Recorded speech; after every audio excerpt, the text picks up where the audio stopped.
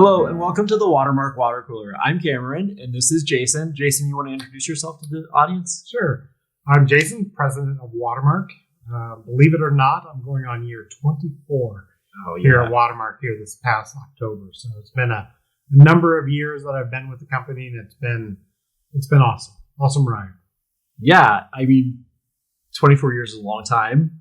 In one company. Yeah, in one company. Right. I'm 18 years with one company too with Jason and worked with him this whole time.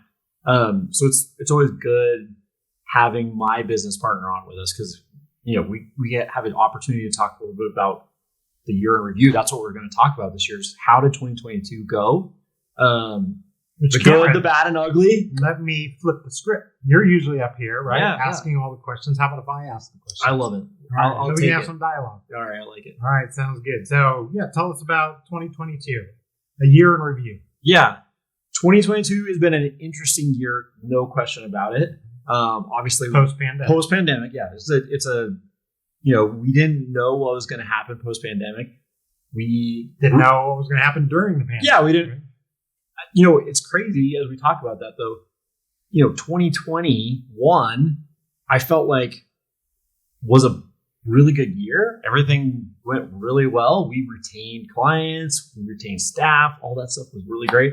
2022 was a kind of an interesting year in that we had a good client retention, but we also had this great, resignation that happened. Staff turnover. Yeah, which we thought we weren't gonna, it was gonna sail through.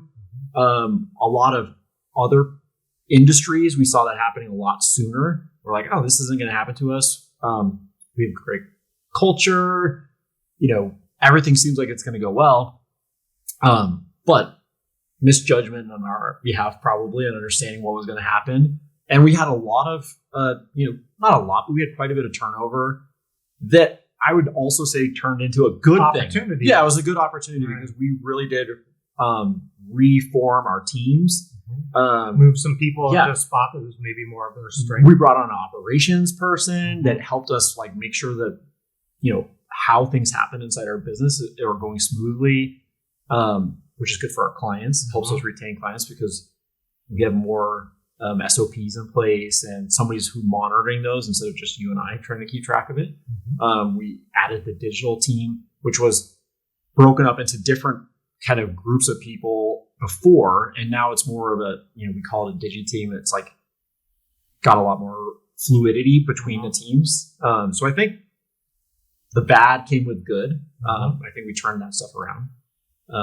So I in all though, I think 2022 has been a learning year for us. But I think one other thing that we've talked about a lot is what we learned from 2022 is how do we get more clarity into a lot of things inside of our company. Right. So I think that's a theme as we did planning for 2023 about a month ago now. That was a conversation that kept coming up over and over and over again. It's how do we have better clarity into finances? How do we have better clarity into KPIs our KPIs for our clients? How clear are we on those things? How can we work smarter? Right. And with that kind of working smarter, I know that 2023, we added on some new technologies. Yeah. Do you want to talk about a few of those?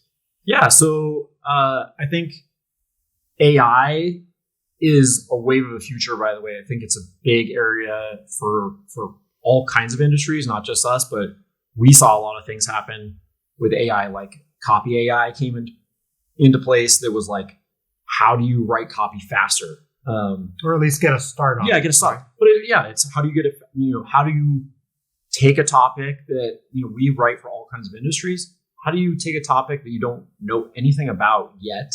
And as you learn, use technology to help spring you forward, leapfrog you. Yeah, leapfrog you forward a little bit. We obviously go back and rewrite all this stuff, but at least it gets us a head start. Fireflies is another one. It's a note taker that's automatically taking the notes, makes us be more present for our clients when those calls happen or when we're in front of a client. We can pay attention to them instead of trying to make sure you get every detail because that's another really important thing is how do we get all the details from our clients, because there's a lot of stuff that happens in Well, these a lot meetings. of times you take 3 different people, like, I heard this, I totally. heard that, I didn't hear this. So Yeah. it really kind of shortens that. Right. And you can gap review that content way faster. I can jump in from one of our teammates that maybe had a meeting. I may not have been able to attend, but within 10 minutes, they might have had an hour meeting. I could kind of get the highlights of it. I can get through it really quickly, jump to areas, search for keywords that maybe they said. I do it all the time, and it really has helped.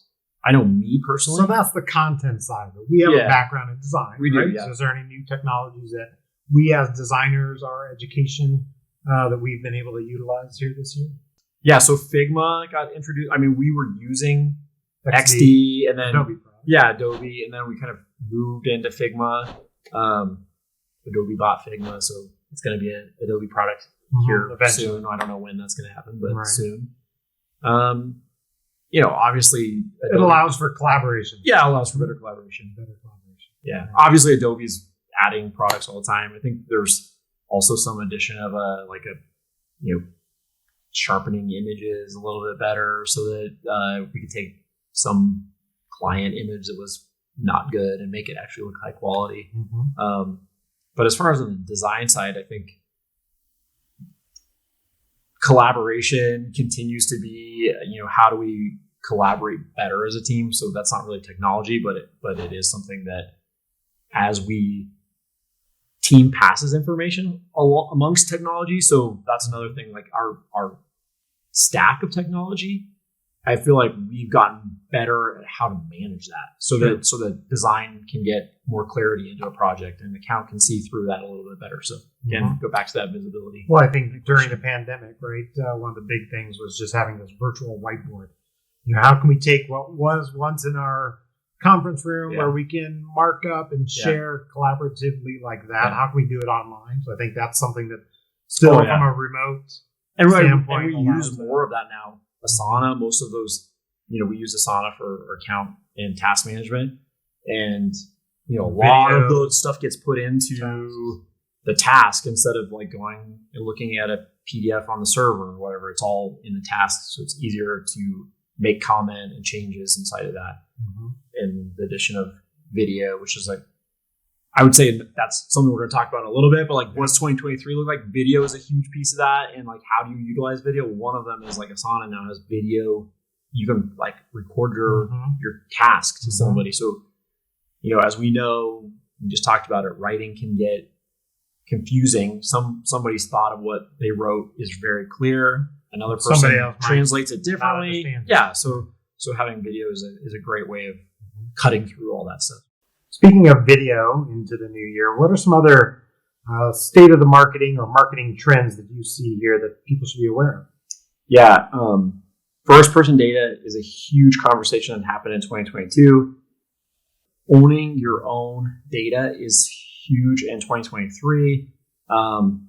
So that inbound methodology is even more important now. Like, how are you getting your database, and do you own that database? An example of that is like a cookie you don't own.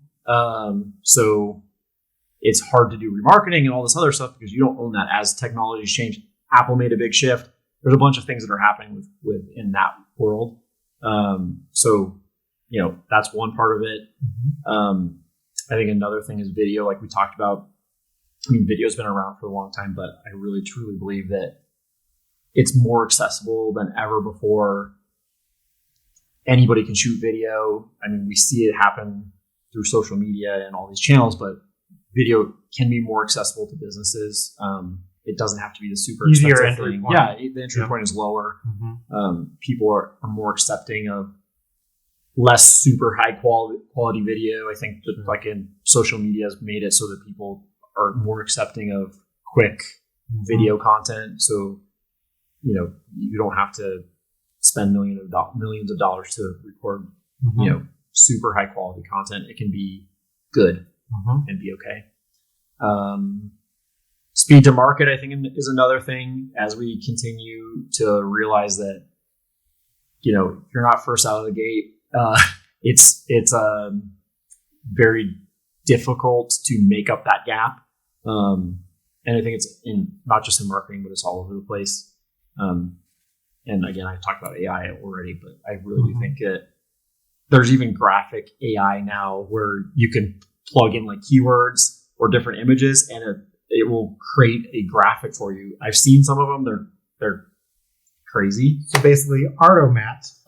Yeah. I mean, from years ago. Right? I don't want to say that it's going to take over graphic designers' jobs. Just like copy AI is not going to take over a copywriter's job. It's just like can it make you faster and more efficient? As we know, the marketing world, again, fast speed to getting stuff done is top of our mind all the time. Sure. It's like, what do our clients need? They want it faster and better and more cost efficient and all these things. So there's some technology that might be able to help us make that more achievable. 2 more questions. You played golf. What would be a mulligan from 2022 that if you could do it all over again, you might pull that out of the bag and take a moment? Yeah. Key to my golf game is need a mulligan. Yes. Multiple mulligans in the game.